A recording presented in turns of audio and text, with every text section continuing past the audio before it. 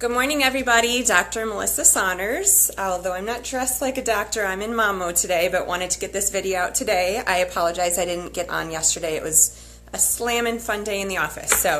And also sorry about the time change. Schedule changed with the sitter, so just had to adapt. But I'm glad you guys are here, and of course you can access this video at any time. So if you want to invite any friends over, they can see this video whenever works for them. So I'm going to basically focus on just fast training right now. I'll do another either video or article on all the benefits of fasting. I think it's good to kind of separate the two. I like to keep these as short as possible. So most of the people that have been hanging out on this group are ready to delve into the 24-hour or dinner-to-dinner fast if you haven't already.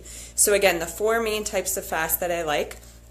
Intermittent, which is a 13 to 15 hour fast. Most people do this when they're just getting started, and you usually do it at night. So you start by eating dinner a little bit earlier and then breakfast a little bit later. This is a super attainable one for a lot of people. Our kids actually do this. They ask us every morning now how long did they fast. We think it's really important for them to just grow up knowing this model and kind of how healthy they can be with incorporating this into their lifestyle.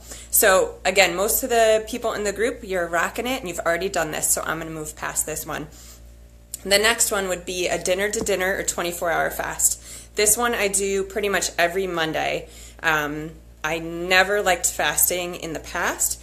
Again, part of the purpose of this group was to get you guys to a point where it would become really easy. Bridget, I saw that you said it was way easier than you expected. That's what happens when you get your body into ketosis first. Fasting becomes really easy. I actually, again, choose to do my 24-hour on Mondays. It's my busiest day in the office, and I feel super clear. So things you can have that will not break your fast. You can have water with lemon. You can even add a little salt. Christina, I know you had asked about electrolytes. So that's a really, really great way to boost your electrolytes while you're fasting. You can have caffeine, you can have coffee, you can have teas, you can have herbal teas, you can have a little bit of fat in your coffee. You just never want to go above 35 calories because that will technically break your fast. At any time in any of the fasts, particularly anything beyond an intermittent, there will be times where you may not feel so great. Always, it's great to check with a doctor if you have any concerns before fasting. But there will often be some sluggishness, maybe a little bit of headaches, some feelings of I can't do this. Often just I try to keep myself busy. Again, that's why I like to do it my busiest day in the office and push through. And often what your body will start to do is your blood sugar will lower. You'll make even more ketones and you'll feel really, really good. Yesterday, Jason also did a 24-hour fast. I kind of peeked in on him around lunchtime at the office. I could tell maybe he was struggling a little bit. When he got home last night for dinner, he actually said he didn't even feel like eating. That's really common. That's what happens. It's like if you can just push through that one little tight spot, you'll feel really, really good. So keep that in mind as well. I think watching documentaries like The Magic Pill. I also heard, but I haven't found it yet, that there's a great one called Fasting. Things like that help, just so you know and you're aware of what's going on in your body, and it can help you push through. All right, so those are two of them. Fast mimicking diet, Heather, I know you asked about that. I don't do a ton of it. I think it's a great option for people that would not be able to do an intermittent or a 24-hour.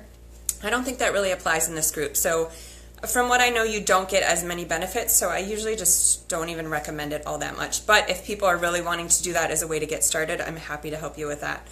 The other one is dry fasting. I've been playing around with fasting for probably about a year. I did my first dry fast last month. Definitely the hardest for me. I love hydrating, and I love my coffee. That's what makes me able to do a fast really easily. So dry fasting was the hardest for me. However, I did get the best results. So, and I had a video on that in the past. Heather, you asked how often should you be doing these fasts? At the beginning, when you're first getting started, I would recommend intermittent fasting 1 to 3 times a week. After you master that, which most of you have, I recommend playing around with a 24-hour. If you do okay, I recommend doing that once a week.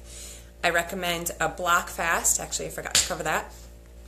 Block fast is 48 hours and above. Eventually, when you get really into fasting, I recommend that once a month, a block fast or a dry fast.